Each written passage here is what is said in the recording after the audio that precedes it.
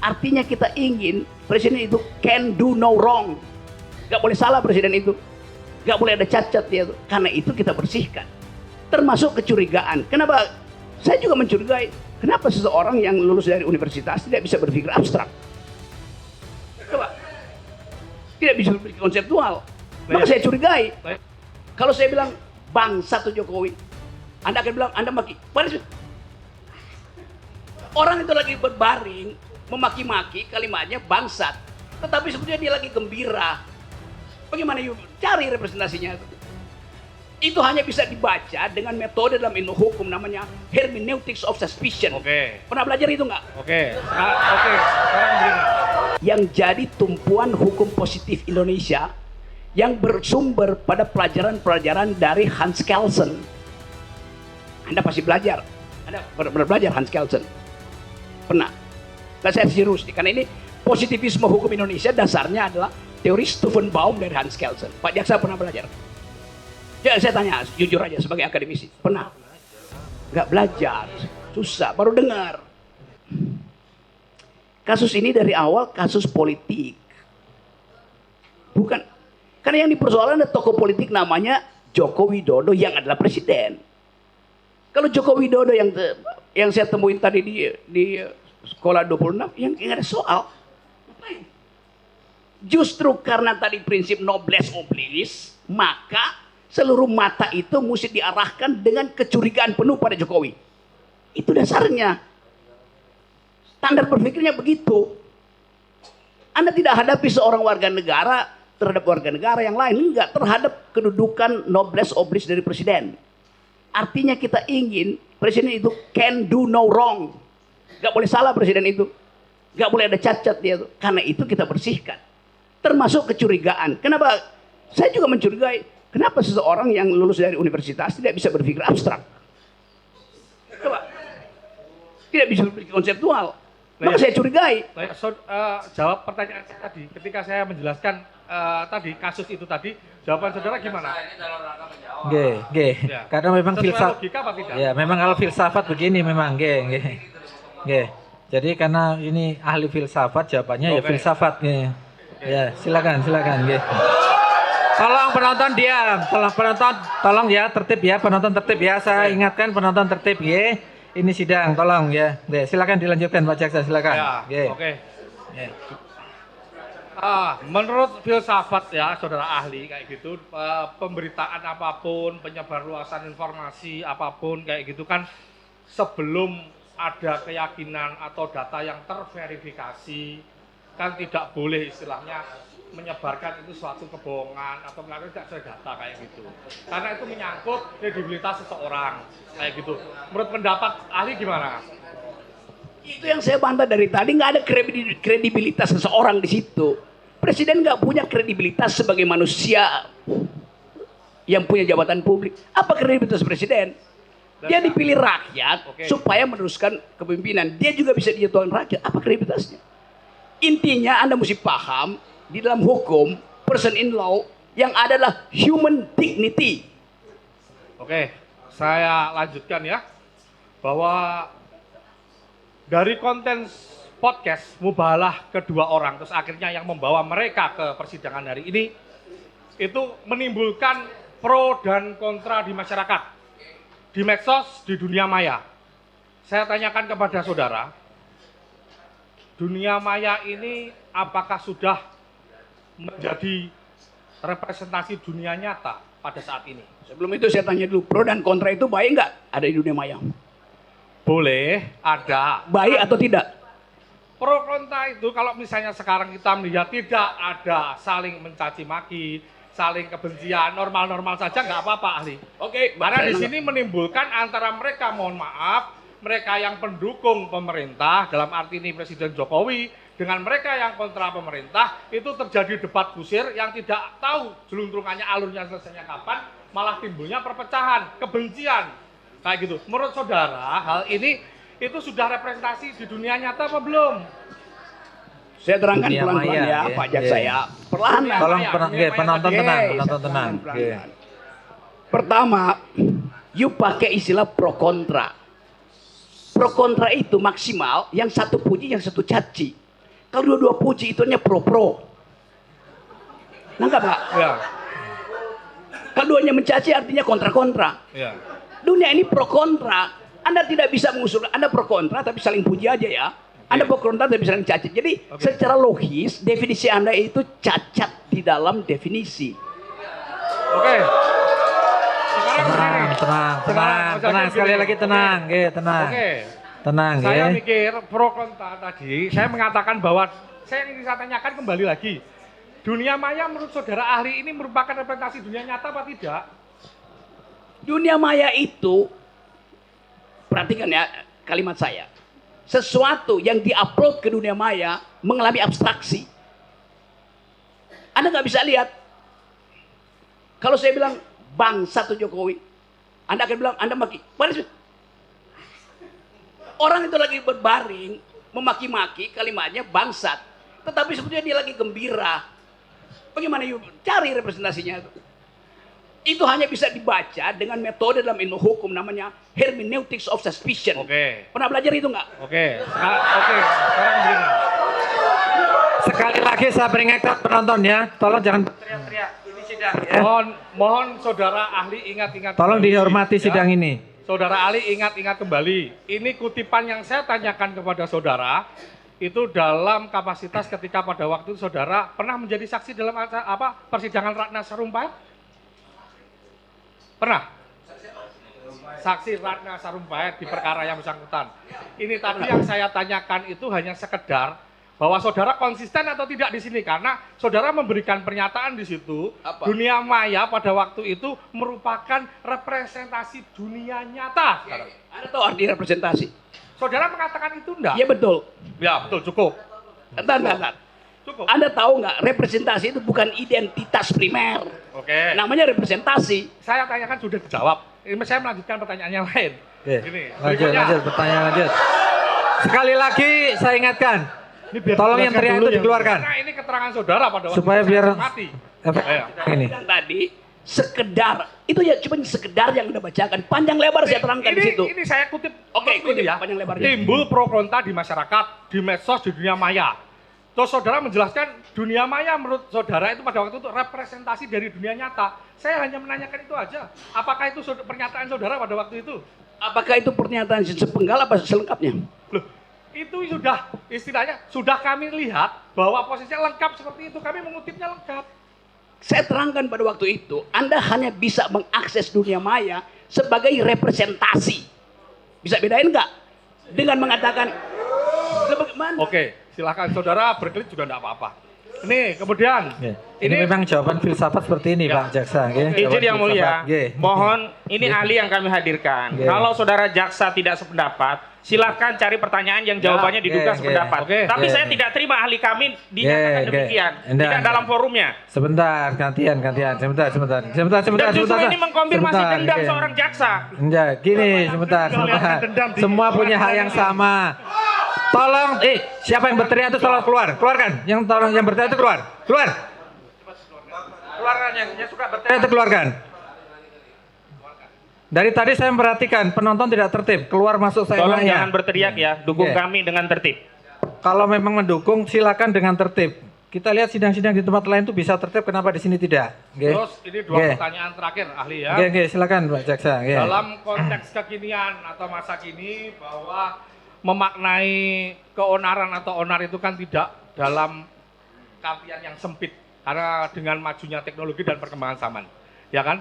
Yang ingin saya tanyakan, apakah keonaran atau keributan itu di dunia maya, medsos tadi, seperti yang saudara pernah saya tanyakan tadi, itu harus sifatnya itu harus fisik? Itu pertanyaan saya.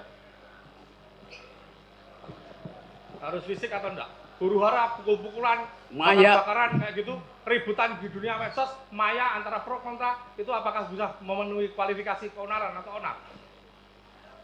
Itu namanya faulty reasoning, namanya red herring gitu. Bisa Anda bisa di Indonesia kan? bisa, Anda bisa. Saya ajarin sedikit. Istilah filsafat soalnya harus diterangkan. Saya ajarin sedikit ya. Nggih. Ini lagi sibuk orang nyari kambing hilang itu. Tiba-tiba sebelah sana datang tukang jual obat bilang bahwa saya jual obat yang bisa saudara masuk surga. Maka Anda pindah dari kerumunan ini, pindah ke situ. Itu namanya red herring. Mengambil atensi lain dari hal yang lagi dipercakapkan. Anda lakukan faulty argument itu.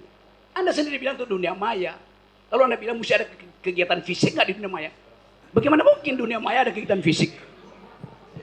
Dan saya melihatnya kan itu kan tidak boleh dimaknai sempit sekarang dengan perkembangan teknologi dan Sudah, oke. Sebentar. Ini Oke. terakhir ini. Oke, Saudara silakan ahli, terakhir. Oke, ya. monggo. Dari saya. Oke. Ini kembali lagi tentang keonaran tadi, pro kontra, ya. Dari segi bahasa, menurut saudara, apakah bentuk suatu keonaran atau onar? Terus Ini berikutnya, filsafat, ahli filsafat ya, ini. Dari segi kegaduhan di filsafat. medsos, apakah bisa diartikan sebagai bentuk keonaran? Itu aja penegasan saja. Penegasan, ya. Monggo. Hukum itu dilakukan dengan dua maksud. Pertama, menuntut keadilan dengan segala macam versi. Kedua, menguji keadilan itu. Karena itu ada peran devil's advocate, advocatus diaboli, bahasa latinnya. Yang memang tugasnya membuat keonaran. Anda lakukan hal yang sama. Ini semua keonaran. Kan itu maksudnya. Iya nggak fisik. Tetapi nggak boleh.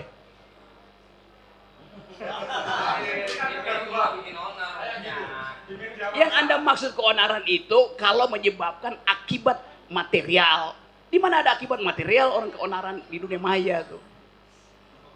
You are playing devil's Saya cukup, advocate. Pak Jaksa. Ada lagi dari yang lain? Ada. Menambahkan? Monggo. Baik, saya menambahkan. Singkat saja. Ya, baik tadi ahli menyinggung sedikit tentang pendapat bahwa ada penjelasan ahli bahwa Presiden Jokowi itu tidak paham Pancasila. Ya. Lalu kalau kita melihat bahwa pengertian dari segala sumber hukum di Indonesia itu Pancasila, apakah ahli sependapat dengan itu? Sumber dari segala sumber hukum adalah Pancasila di Indonesia.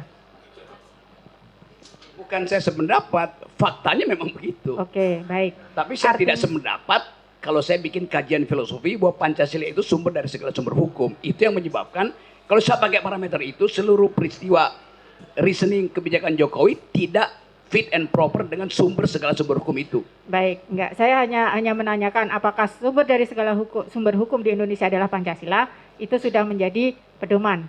Ya, baik. Artinya bahwa dalam kehidupan bernegara, berbangsa, bermasyarakat, berbangsa dan bernegara, semua warga negara Indonesia harus berdasarkan Pancasila. Oke. Salah satu butir pelaksanaan dari Pancasila adalah salah satunya saling menghormati sesama manusia. Baik. Nah, dihubungkan dengan penjelasan ahli bahwa tadi dikatakan bahwa hoax itu bukan kejahatan, orang saling caci maki di dalam ruang publik sekalipun, di media sekalipun, itu biasa-biasa saja, boleh-boleh saja. Yang saya tanyakan, kalau itu menimbulkan suatu hal yang pada akhirnya tadi saling dendam, saling caci maki, saling bermusuhan, ada pro dan kontra. Bagaimana dengan kehidupan bangsa kita?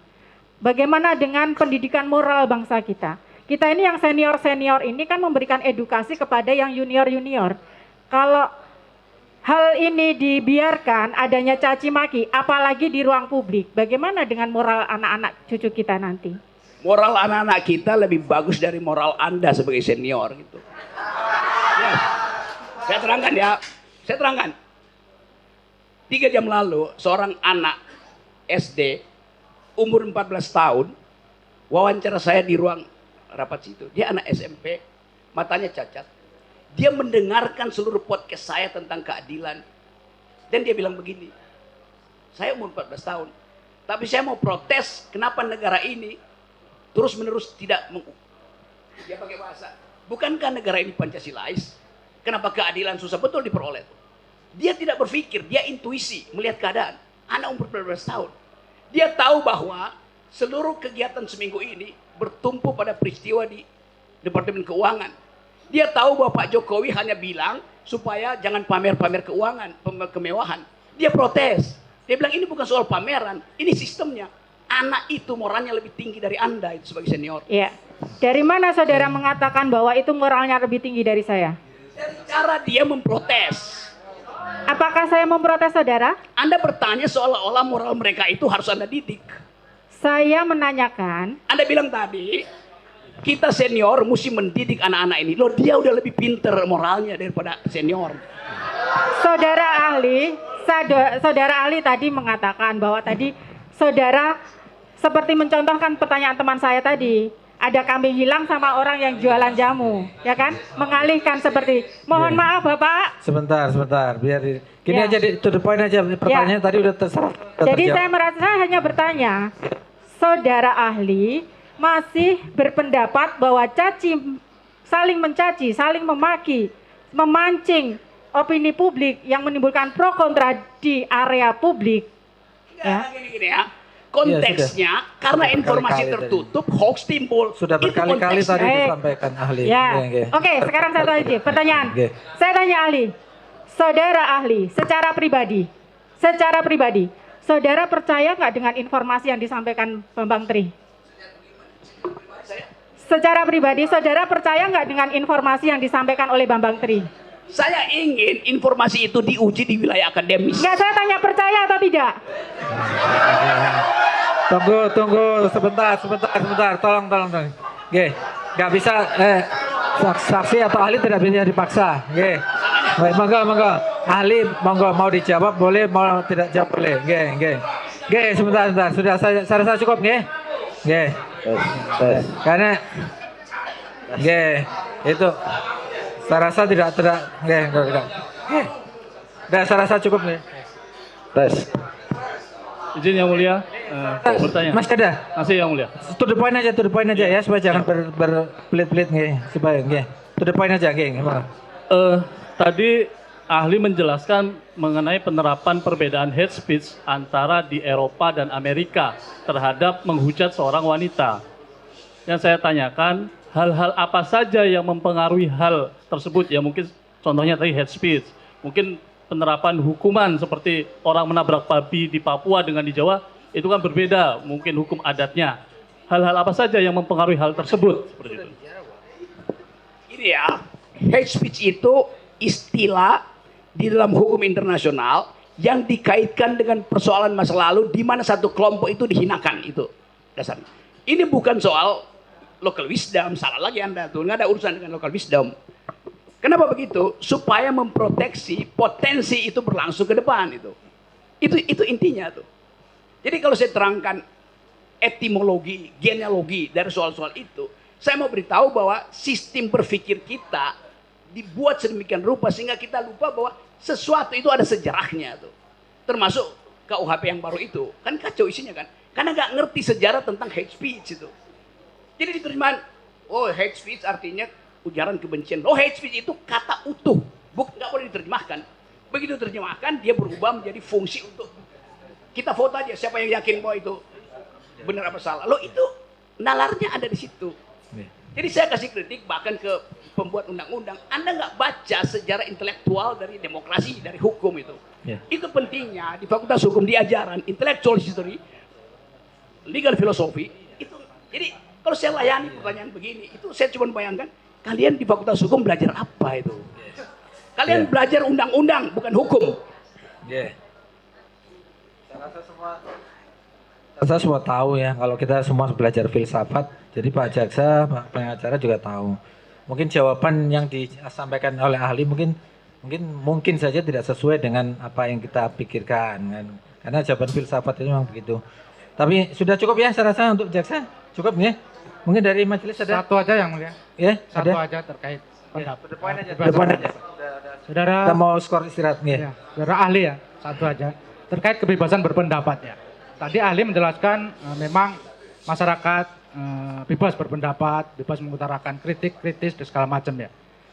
Menurut ahli, apakah kebebasan berpendapat tersebut, apakah sebebas-bebasnya tanpa ada batasan-batasan, tanpa ada aturan-aturan yang diatur di dalam negara kita selaku negara hukum? Secara normatif tidak boleh ada larangan terhadap kebebasan berpendapat. Tunggu dulu. secara normatif. Pendapat ahli. Nggih. Karena prinsipnya adalah hanya mungkin seseorang itu dihargai dignitinya kalau seluruh pendapatnya dia keluarkan.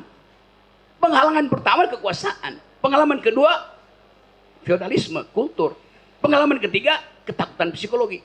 Jadi di dalam teori tentang freedom of speech, di bagian penghalang itu yang dihilangkan, bukan kebebasannya yang dimajukan. Penghalangnya yang harus disingkirkan. Begitu cara berpikirnya. Kenapa? Karena kebebasan itu tidak diberikan oleh hakim, tidak diberikan oleh presiden, tidak diberikan oleh jaksa. Datangnya dari hukum alam. Yang menghalangi itu hukum sosial. Maka tidak mungkin kita memaksimalkan kebebasan. Itu udah melekat di kita. Yang bisa kita lakukan, kurangi penghalangan itu. Begitu logikanya. Kami hargai pendapat ahli. Sebentar ya. Ahli sepakat kita di Indonesia ini adalah negara hukum ya. Nah, bahwa ada suatu aturan hukum lah tertentu tentang pembatasan berpendapat ya. Nah, sebagai ahli filsafat dan saya juga ingin tahu apa dari tujuan dibuatnya pembatasan terkait kebebasan berpendapat berdasarkan pasal 28 huruf C Undang-Undang Dasar. Ini pertanyaan 30 tahun lalu waktu saya masih jadi penasihat Buyung Nasution itu soal beginian. Gini. Pasal yang mengatur kebebasan berpendapat itu untuk memaksimalkan kebebasan berpendapat, bukan untuk menghalangi. Karena ada ABCD segala macam yang sering disebut coba Egy Sujana. Jadi kalau semakin diatur kebebasan itu, semakin nilai pendapatnya semakin kurang. Jadi diatur sedemikian rupa supaya kebebasan berpendapat yang datangnya dari human dignity diwariskan oleh alam semesta melalui fatwa Tuhan atau hukum alam itu jangan dihalangi oleh hal-hal yang sifatnya politis, kultural, macam-macam. Jadi prinsipnya negativity, bukan positivity. Karena yang berpendapat itu manusia itu udah bagus. Yang mesti kita halangi mereka yang menghalangi kebebasan berpendapat. Jadi jangan dibalik. Sama seperti logika Pak Jokowi. Jokowi bilang begini, demi kesatuan tidak boleh ada perbedaan. Loh dari awal negara ini didirikan atas perbedaan. Jadi karena ada perbedaan maka diperlukan persatuan. Jangan dibalik. Demi persatuan nggak boleh ada perbedaan. Itu ngaco logikanya presiden. Cukup? Sekali lagi. Ya, tutup poin aja. Ya, soalnya kita tadi ahli menyampaikan bahwa yang menerima hoak adalah dungu ya. Masih ingat ya tadi. Yang menerima hoak adalah dungu, bukan penyebar hoaknya ya. Itu resiprokal aja kan? Ya. Ya, apakah ahli pernah menerima suatu hoak yang kemudian menyebarkan hoak tersebut? Nggak pernah saya nyebarin hoax. Ya. Waktu perkara Ratna Sarumpait, pernah Anda menyebarkan bahwa Kapan saya sebarkan itu sebagai hoax? Anda mengetweet mengatakan Oke, bahwa saya terangkan ya. Anda nggak baca peristiwanya.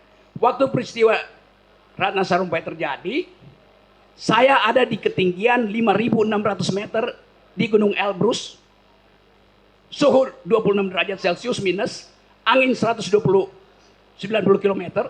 Bagaimana mungkin saya nge-tweet dari situ? Bagaimana mungkin? Saya ganti SIM card pakai Rusia. Di mana saya sebarin? Apa yang saya lakukan? Anda artinya nggak baca juga keterangan saya di pengadilan. Orang bilang saya nyebar hoax. saya rasa ini udah di luar Lokus konteks ya. deliktinya lain. Ya. Bagaimana Ya. coba? Oke. Saya rasa cukup nggih dari Jaga. Mungkin terakhir dari majelis ada silakan. Oke. Terima kasih, Ketua Majelis. Ahli ya, saudara ahli. Ini baik. Kalau dari jawaban saudara pertanyaan penasihat hukum, jaksa penuntut umum, kalau sependapat saya menyimpulkan, saya cuma mencatat tadi. Saya simpulkan bahwasanya filsafat itu cara berpikir radikal, keras, ya. Bahwasanya malah justru menghendaki untuk perubahan undang-undang gitu. Sependapat. Perubahan undang-undang. Yang saya terangkan tadi, banyak perubahan undang-undang tidak didasarkan pada legal reasoning, pada penalaran hukum, apalagi pada filsafat hukum. Itu kesalahannya pada kurikulum kita tuh. Tapi kalau berpikir secara radikal sependapat berarti ya? Ya, itu dasarnya Pak Hakim. Terus kemudian tugas filsafat, kalau ini kesimpulan saya sepertinya hanya bukan menjawab pertanyaan, tetapi mempersoalkan jawaban itu malah. Iya betul. Ya, oke. Kemudian ada lagi dari jawaban-jawaban saudara yang berikan tadi itu dasarnya hanya ingin mengetahui, atau kalau istilah kerennya mungkin ontologi ya. Betul itu seperti Untuk itu. mengetahui bukan ontologi, epistemologi. Epistemologi itu bukan cara mendapatkan pengetahuan, epistemologi itu. Iya, sekaligus mempertanyakan dasar dari pengetahuan itu diperoleh. Nah, jadi ada ontologi, epistemologi, terus satunya lagi apa itu? Aksiologi. Nah, jadi kalau kesimpulan saya seperti itu, betul? Betul, Oh, Pak Hakim. betul. Ya, itu akan kami gunakan sebagai majelis hakim Oke, nanti terima kasih. dalam membuat keputusan ya. Oke. Kemudian satu lagi. Tadi kan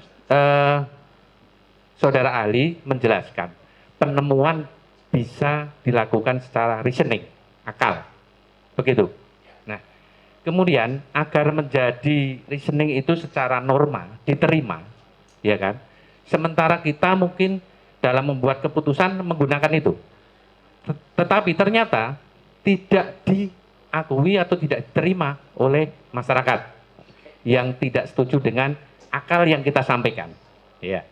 Adakah secara filsafat hukum atau filsafat untuk menjadikan kriteria atau ukuran bagi majelis hakim dalam mengambil penemuan itu secara reasoning?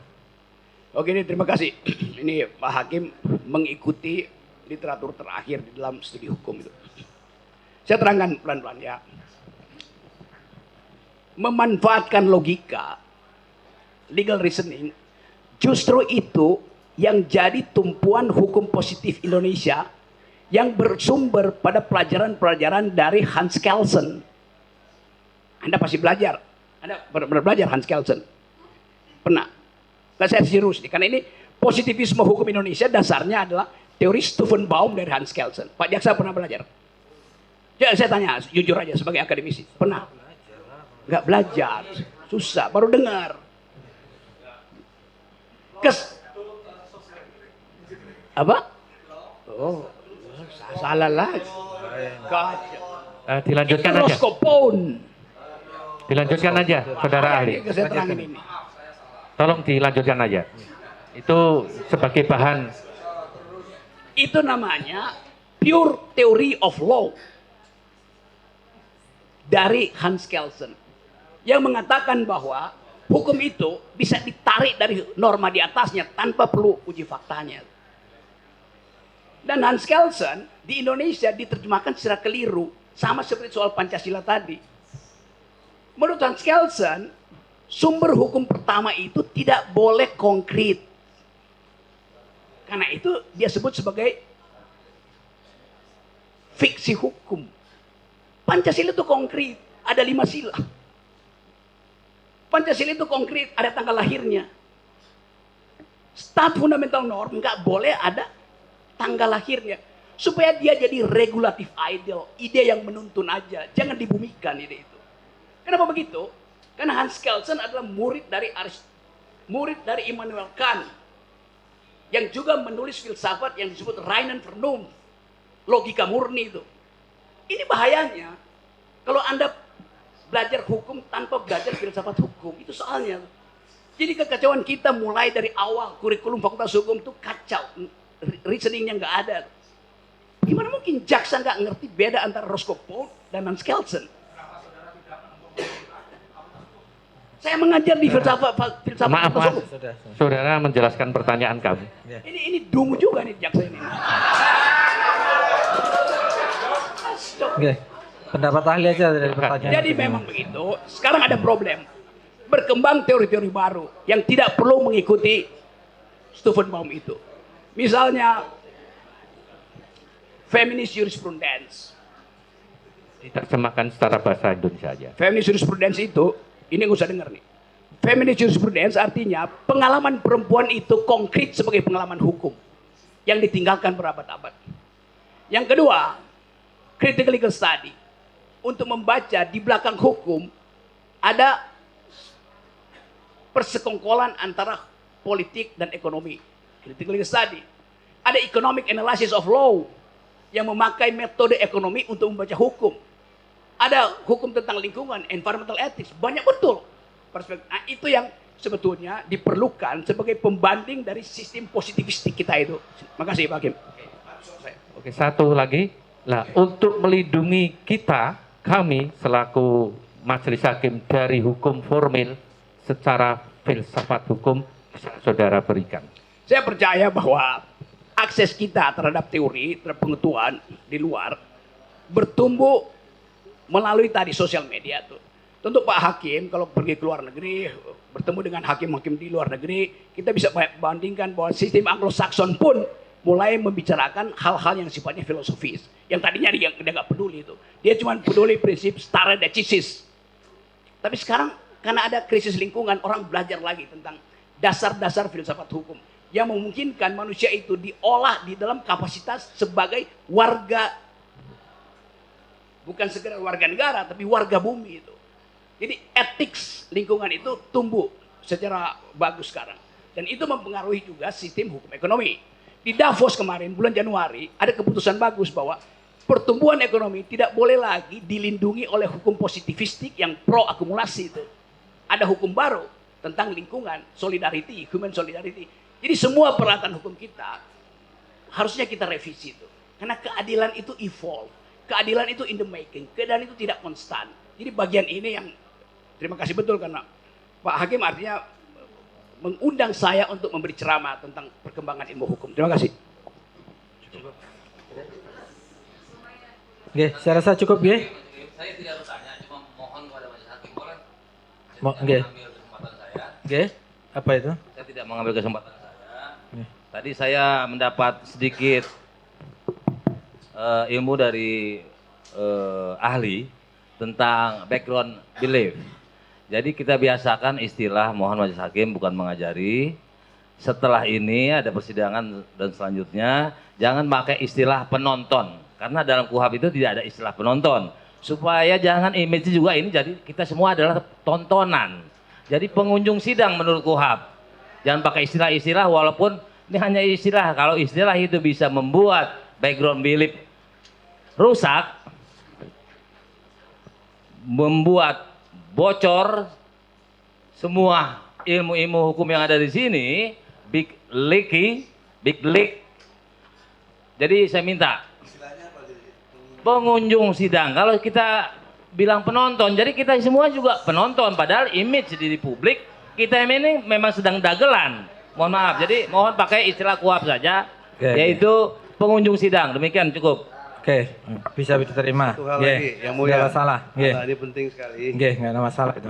Setelah Bung Rocky selesai, mungkin sudah menjelaskan semua dan pulang gitu.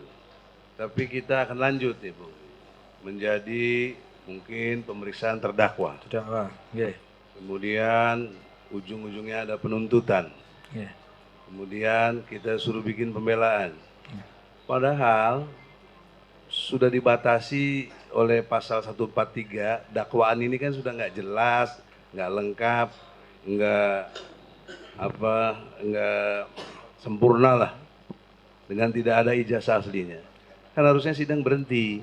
Kenapa kita harus teruskan lagi sidang yang bertele-tele? Sebentar, itu. Karena sudah harus jelas. Akibatnya begitu, dakwaan kan sudah nggak jelas, sudah jelas. Kita bisa pahami, itu kan keinginan saudara. Gitu, tapi kan sesuai KUHP, segala perkara yang disampaikan ke hakim harus kita selesaikan, tidak mungkin kita menghentikan di tengah jalan. Tapi KUHP juga menentukan bisa batal demi hukum. Itu kan kalau diajukan eksepsi di awal kan tidak. Walaupun tidak ada eksepsi, ini kan persidangan. Iya, nanti kita yang mempertimbangkan, itu kan di kewenangan di kami, itu nanti apakah dakwaan batal demi hukum atau tidak. Selalu pertimbangan sampai udah saksi semua, dia tetap tidak bersalah, nggak ada kesalahan yang jelas. Soal bersalah tidak itu nanti setelah vonis. Sebelum dinyatakan bersalah, tetap kita menganut asas praduga tidak bersalah. Jadi kalau begitu, dari kesimpulan pembicaraan kita tadi, dengan semua yang jelas tadi sudah disampaikan adalah kedunguan dalam konteks sidang ini, kita jadi ikut dungu juga semua. Itulah satu persoalan serius yang mulia. Yang mulia ini bisa menembuskan persoalan hukum ini dengan jelas sebagai hakim. Mudah-mudahan insya Allah. Bahkan menemukan hukum. Hakim bisa menemukan hukum. Bahwa ini udah nggak benar gitu loh. Ijazah Jokowi itu palsu. Kalau ada mana yang asli? sekali lagi Nggak itu ada sudah sampai sekali sekarang. lagi sering ditanyakan itu sudah. Saya kira itu.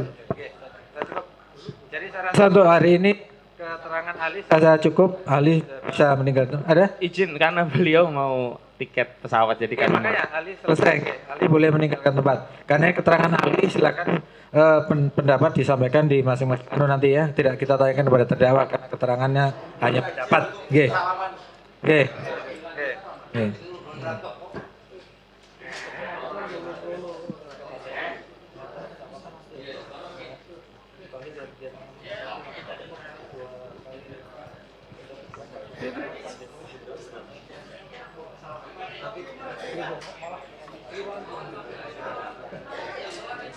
Silakan Mas Julius. Oke. Oke, setelah tolong pengunjung sidang tolong yang keluar ya, di luar. Kalau memang mau berkomentar di luar ya. Oke.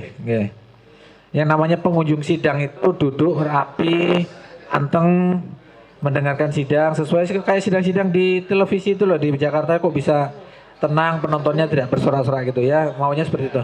Nah, ini kami tawarkan kepada Mas Ustadz, hari ini setelah ini kita skor sidang untuk istirahat salat. Apakah akan kita lanjutkan untuk pemeriksaan terdakwa karena kita mengejar supaya minggu depan bisa tidak harus ya nanti ya enggak, sekarang saya tanya dulu, makanya kita tawarkan sebentar ya, makanya kita tawarkan dulu.